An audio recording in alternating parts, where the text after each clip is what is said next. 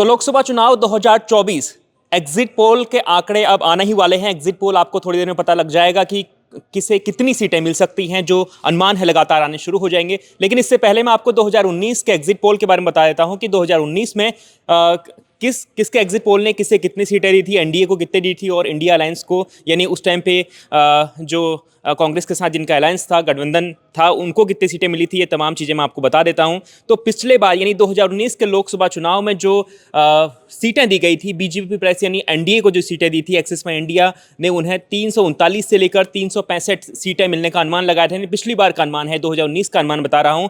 यहीं पर जो कांग्रेस का गठबंधन है, यूपीए का गठबंधन है, उन्हें 77 से 10 यानी 108 तक सीटें मिलने का अनुमान था।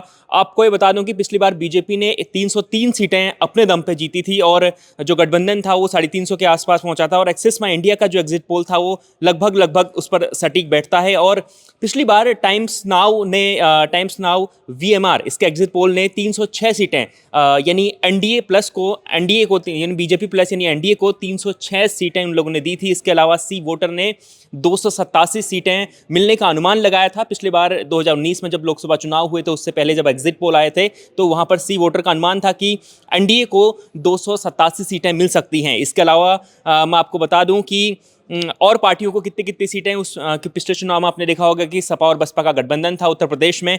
और तो यहाँ पर एक्सिस माई इंडिया ने पिछली बार सपा और बसपा के गठबंधन को एग्जिट पोल में एक्सिस इंडिया टुडे एक्सिस में इंडिया ने 10 से लेकर 16 सीटें ये मिलने का अनुमान लगाया था। इसके अलावा टाइम्स नाउ वीएमआर का अनुमान था कि यहाँ पर सपा बसपा के गठबंधन को 20 से अधिक सीटें मिल सकती हैं, 20 के आसपास सीटें मिल सकती हैं। ये उनका अनुमान था पिछली बार।